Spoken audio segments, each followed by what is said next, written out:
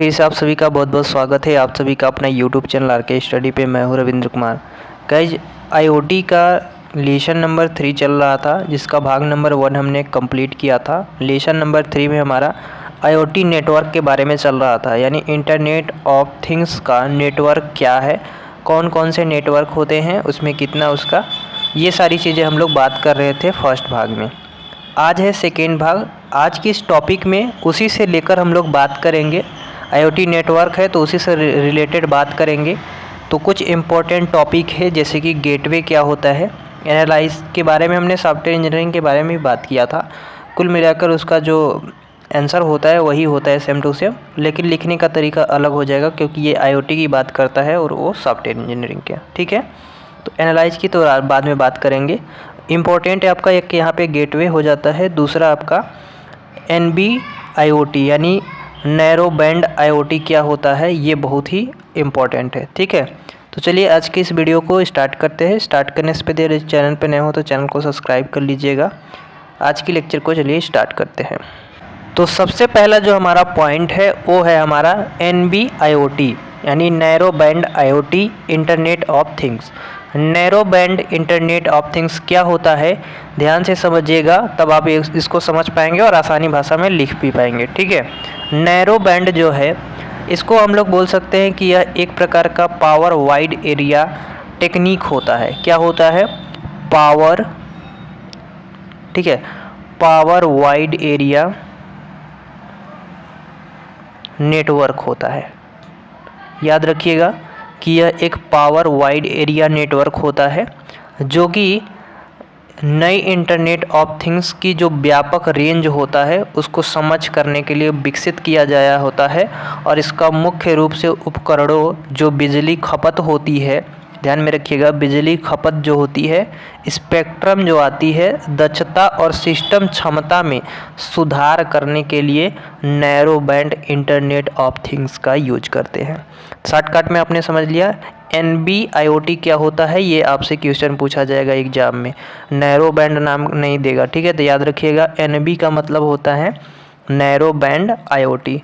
Narrow band IoT क्या करता है, सिंपली हमारे जो इंटरनेट ऑफ थिंग्स के व्यापक रेंज होते हैं, जैसे ये भी एक नेटवर्क टाइप का है, क्योंकि ये एक हमने बताया पावर वाइड एरिया नेटवर्क है या टेक्निक है, जिसमें बिजली की खपत, स्पेक्ट्रम, दक्षता और सिस्टम क्षमता में सुधार करने के लिए NB-IoT का यूज करते हैं।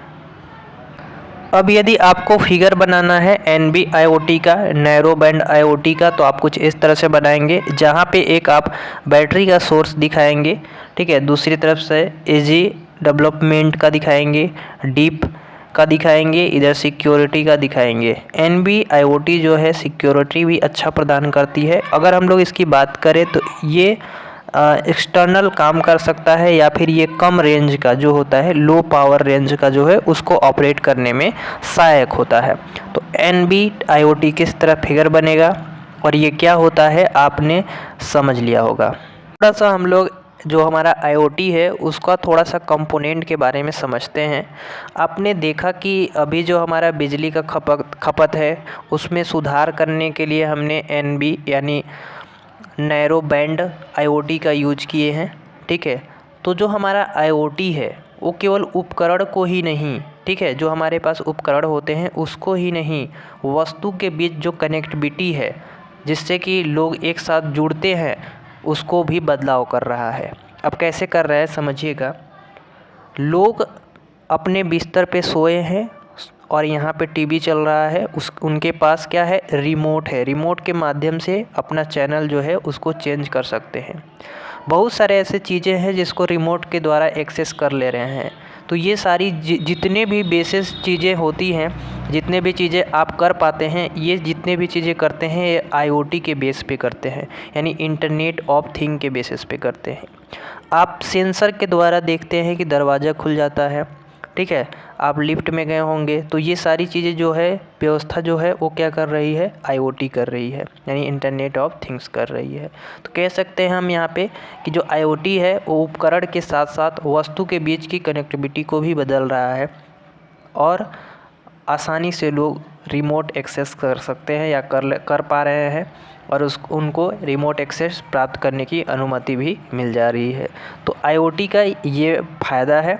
और अभी आपने जो हमने बताया आपको नैरो बैंड IoT, इसके बारे में ज़रूर आपने समझ लिया होगा। अब हम लोग नेक्स्ट जो टॉपिक होगा उसको हम लोग बात करेंगे गेटवे का। तो सबसे पहले हम लोग चलिए गेटवे के बारे में बात करते हैं। अब आगे बात करेंगे गेटवे के। भैया गेटवे क्या करता है? तो गेटवे जो है एक हार्डवेयर डिवाइस होता है जो कि एक गेट की तरह वर्क करता है। कहने का मतलब यहाँ पे ये है कि गेटवे जो है वो एक ऐसा डिवाइस होगा, हार्डवेयर पार्ट है, यहाँ पे साफ साफ लिखा गया है कि हार्डवेयर पार्ट है, सॉफ्टवेयर पार्ट नहीं है। एक ऐसा पार्ट होगा जो कि गेट की तरह वर्क करेगा। तो गेट क्या करता है? लॉक का काम करता है, मतलब वहाँ से हम लोग आ सकते हैं, जा सकते हैं, ठीक है। तो गेट का काम करता है। इसका मतलब यहाँ से समझ में आ रहा है कि दो नेटवर्क के भीतर ये कई राउटर, फेयरवेल, सर्वर या फिर कोई दूसरा डिवाइस भी हो सकता है जो कि ट्रैफिक या नेटवर्क में इन आउट फ्लो होने के लिए इनेबल करती है। इसका कहने का मतलब है कि जो हमारा गेटवे है वो गेट की तरह वर्क करता है, जिसमें हम लोग जैसे कि ट्रैफिक की बात करें तो ट्रैफिक में सिग्नल लगा होता है, उसमें इन और आउट का, जैसे कि ग्रीन हुआ तो जाएंगे लोग और रेड हुआ तो रुक जाएंगे। तो उसमें जो फिट होता है उसके बीच में ये जो वर्क करता है ट्रैफिक का जो सिग्नल, जो ये हमारा जो ग्रीन और रेड हो रहा है, इसको जो बदलने का वर्क कर रहा है वो कौन सा कर रहा है? गेटवे कर रहा है। अब इसको फिगर से समझते हैं। अब यहाँ पे देख सकते हैं कि यहाँ पे एक लैपटॉप या कंप्यूटर रखा हुआ है, यहाँ पे भी मॉनिटर है, यहाँ पे भी मॉनिटर है, और यहाँ पे एक मान लीजिए ये CPU होगा, और यहाँ पे वाईफाई है। ये क्या कर रहा है? ये एक गेटवे है, ठीक है। ये एक गेटवे है जो कि कंट्रोल कर रहा है। यदि आपको यहाँ से यहाँ तक डेटा को ट्रांसमिट करना है, या यहाँ से यहाँ तक डेटा ट्रांसमिट करना है, या वाईफाई से कनेक्ट करना है, तो आपको ये गेटवे से पास करना पड़ेगा। तो गेटवे क्या कर रहा है? एक गेट की तरह वर्क कर रहा है, जो कि इसके बिना हम लोग यहाँ से डेटा वहाँ तक नहीं पहुँचा सकते हैं। तो यहाँ पे आपको समझने की बात है कि जो गेटवे है, ठीक है, गेटवे प्रोटोकॉल तथा नेटवर्क, जो हमारा एक प्रोटोकॉल होता है, ठीक है, प्रोटोकॉल और हमारा जो नेटवर्क होता है, ठीक है, इन दोनों के बीच बहने वाली डेटा ट्रैफिक जो होते हैं उसको आसान बनाती है या आसान प्रबंध को समझ करता है। और दूसरी ओर जो हमारा नेटवर्क प्रोटोकॉल होते हैं उसका अनुवाद करता है तथा यह सुनिश्चित करता है, ये जो हमारा गेटवे है ये सुनिश्चित करता है कि डिवाइस और जो सेंसर हैं वो सही से वर्क कर रहे हैं या नहीं कर रहे हैं, ठीक है। तो जो हमारा गेटवे है, एक जैसे किसी के घर में अगर पूरे फैमिली को चलाना है तो कोई एक ही इंसान चलाता है, या फिर कोई हेड होता है, जैसे आपके पापा हो सकते हैं, आपकी मम्मी हो सकती है, तो कोई इस तरह से तो कह सकते हैं कि जो आपको चला रहा है या जो आपको पैसा दे रहा है, ठीक है, तो वो आपका क्या होगा? एक गेटवे हो गया, ये से समझेंगे। और यहाँ पे बात करें TCP/IP, आपने पढ़ा होगा इंटरनेट प्रोटोकॉल में, ठीक है। इसकी उपस्थिति में मतलब आसानी से प्रवाह की अनुमति होता है या अनुमति देता है, और गेटवे एक हार्डवेयर डिवाइस होता है। इतना याद रखेंगे, ये हमारा एक डिवाइस है जो ये हार्डवेयर पार्ट है गेटवे का। तो आप लोग याद रख लेंगे कि गेटवे क्या हो गया, आपने समझ लिया। गेट की तरह गेटवे में वे निकाल दीजिएगा, गेट से मतलब रख लीजिएगा कि गेट जैसे वर्क करता है वैसे ही लिख देंगे। बस इतना रखना है कि हमारा जो गेटवे है वो प्रोटोकॉल और नेटवर्क के बीच बहने वाला जो डेटा ट्रैफिक होते हैं उसको आसान बनाता है, बस। गेटवे जो है उसको बनाने का बहुत सारे तरीके हैं, आप बना सकते हैं। मान लीजिए हमारे पास नेटवर्क है, ठीक है, हमने एक वाइड एरिया नेटवर्क लिए हुए हैं, ठीक है। वाइड एरिया नेटवर्क के अंतर्गत में हमने कंप्यूटर को जोड़ दिया है, बहुत सारे कंप्यूटर को ऐड किए हुए हैं, ठीक है। कोई दिक्कत नहीं है, आप इस तरह से दिखा सकते हैं, अपने मन से अगर दिखाना चाहें तो आप दिखा सकते हैं, कोई दिक्कत नहीं है। अब यहाँ पे आपको एक गेटवे लगाना है, ठीक। अब गेटवे आपको कुछ इस तरह से बना लेना है, और यहाँ पे आपको लिख देना भी पड़ेगा कि आप एक गेटवे बनाए हैं, ठीक है। आप यहाँ पे इस तरह से इसको लिख देंगे, G फॉर गेटवे हो गया। अब यहाँ पे आप इधर ये वैन है तो इधर हम लोग लैन को जोड़ लेते हैं, 3 कंप्यूटर ये डिवाइस दे देते हैं, 1 2 और एक और हमने बना दिए, ठीक है। तो ये 3 हमने बना दिए, और तीनों हमारा जो है वो लैन नेटवर्क है, LAN, ठीक। तो ये नेटवर्क और ये नेटवर्क दोनों ऐड हुए हैं और बीच में कौन काम कर रहा है, गेटवे काम कर रहा है, जी फॉर गेटवे काम कर रहा है। ठीक है, तो इस तरह से भी फिगर बना सकते हैं, कोई दिक्कत नहीं है। आपको जैसे बनाना है वैसे बना सकते हैं। बीच में बस आपको गेटवे दिखाना है। गेटवे क्या कर रहे हैं, प्रोटोकॉल और नेटवर्क के बीच को जो हमारी डेटा ट्रांसमिट होती है उसको प्रबंध में समझ करता है या अच्छा बनाता है, बस यही चीज़ें हैं। हम लोग बात करेंगे, एक बहुत ही इम्पोर्टेंट टॉपिक है आपका, एनालाइज भी बोलते हैं इसको, और एक सेकेंड, एनालाइज बोल देंगे इसको, जो कि आपको सॉफ्टवेयर इंजीनियरिंग में भी हमने पढ़ाया है। ठीक है, एनालिटिक्स भी बोल सकते हैं। इसका ग्राफ कुछ इस तरह से बनता है, हमने बस ऐसे आपको सिंपल भाषा में दिखा रहे हैं। बस ग्राफ कुछ इस तरह से बनता है जो कि ये प्रदर्शित करता है कि इसका विश्लेषण मतलब कितना हुआ है या क्या हुआ है। तब हम IoT की अगर बात करें, फिगर आप इस तरह से बना सकते हैं। IoT जब हमारा कोई उपकरण और सेंसर के एनालॉग होता है, एनालॉग डेटा को एक प्रारूप से परिवर्तित किया जाता है। ठीक है, जब कोई उपकरण और सेंसर के एनालॉग डेटा को एक प्रारूप से परिवर्तित किया जाता है तो पढ़ने और विश्लेषण करने में आसान होता है एनालाइज के अंतर्गत में। और यह जो है IoT जो है इकोसिस्टम की वजह से संभव होता है और इस सिस्टम को बेहतर बनाने में हेल्प करता है और प्रभावित करने में मुख्य सुरक्षा करता है। इससे हमारा एनालाइज पूरा होता है कि ये मतलब कितना सही है, कितना गलत है, या जो भी चीज़ें होंगी ये सारी चीज़ में हेल्प करता है। तो बस एनालाइज क्या है आप यहाँ पे समझ गए होंगे। एक आपका इम्पोर्टेंट है यहाँ पे क्लाउड क्या होता है। अभी आप जब 6 सेमेस्टर में जाएंगे तब आपको वहाँ पे पढ़ाया जाएगा क्लाउड कंप्यूटिंग।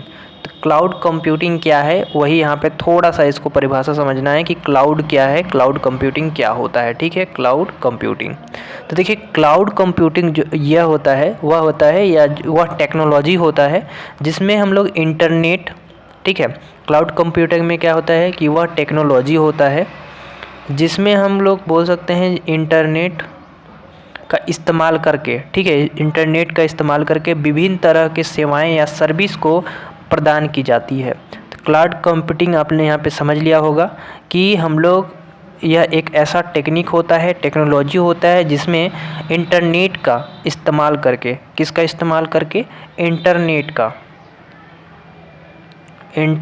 का इस्तेमाल करके, ठीक है, इंटरनेट का इस्तेमाल करके हम लोग क्या कर सकते हैं, सेवाएं प्रदान कर सकते हैं। ठीक, क्लाउड कंप्यूटिंग जो है वो एक कह सकते हैं टेक्नोलॉजी का एक ऐसा यूजर या इंटरनेट के एक ऐसा सर्वर पर डेटा स्टोरेज की फैसिलिटी जो है उसको प्रदान करता है। ठीक है, शॉर्टकट में बोले तो अगर हम लोग DBMS की बात करते हैं तो DBMS में हमारा क्या होता है, डेटा स्टोर होता है। तो उसी तरह से हम लोग यहाँ पे कर सकते हैं जो हमारा क्लाउड कंप्यूटिंग है। ठीक है, क्लाउड कंप्यूटिंग में क्या होता है कि ये ऐसा टेक्नोलॉजी है जिसमें कि यूज़र को, कोई भी यूज़र जैसे हम हो गए या आप हो गए, इंटरनेट के एक सर्वर पर डेटा स्टोरेज की फैसिलिटी को प्रदान करेगा। यानी हमने एक शुरू में ही आप सभी को बता दिया कि सिंपल से लिखेंगे कि ये ऐसा टेक्निक है जिसमें इंटरनेट का इस्तेमाल करके विभिन्न तरह की जो सेवाएँ हैं उसको हम लोग प्रदान कर सकते हैं। ठीक है, तो आपने क्लाउड कंप्यूटिंग क्या होता है समझ लिया होगा। एक आपका होता है, पूछता है जो है इससे कि UI क्या होता है। UI का फुल फॉर्म क्या होता है, इसका फुल फॉर्म होता है यूजर इंटरफेस। ठीक है, तो यूजर इंटरफेस क्या होता है। अब यूजर इंटरफेस देखिए क्या होता है कि UI उपयोगकर्ता और एक कंप्यूटर प्रोग्राम के बीच का संबंध होता है या जंक्शन बोल सकते हैं। UI क्या होता है, उपयोगकर्ता जो है, ठीक,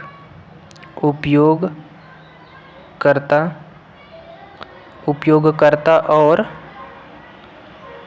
क्या बोल सकते हैं, एक computer program CP, computer program जो रहता है उसके बीच का क्या होता है, जंक्शन होता है या संबंध रखता है। ठीक है, जंक्शन होता है। और एक इंटरफेस कमांड जो है मेन्यू का एक सेट होता है जिसके माध्यम से हम लोग किसी भी उपयोगकर्ता प्रोग्राम के साथ क्या करते हैं, कम्युनिकेट करते हैं। ये भी ध्यान में रखिएगा, क्या करते हैं, कम्युनिकेट कर सकते हैं। तो यूजर इंटरफेस आपने पढ़ा होगा पहले ही कि यूजर इंटरफेस क्या होता है। ठीक है। किसी भी उपयोगकर्ता कोई होगा उसके कंप्यूटर प्रोग्राम के बीच क्या करेगा, संबंध बनाए रखेगा।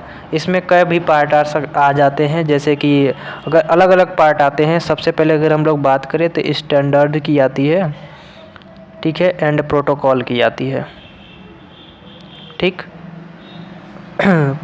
प्रोटोकॉल, तो ये पहला तो हमने बता दिया कि स्टैंडर्ड और आपका प्रोटोकॉल्स हो गया। दूसरा हमारा क्या आ जाता है, डेटाबेस, जो हमने भी DBMS के बारे में बात किया था, तो ये डेटाबेस आ जाता है। तीसरी अगर बात करें तो ऑटोमेशन आ जाता है, ठीक। चौथी अगर हम लोग बात करें तो डेवलपमेंट आ जाता है, ठीक। तो ये सारी चीज़ें हैं जो यूजर इंटरफेस में आती है। तो आज के लिए इतना ही, नेक्स्ट क्लास में हम लोग एक बार और पढ़ेंगे, ठीक है।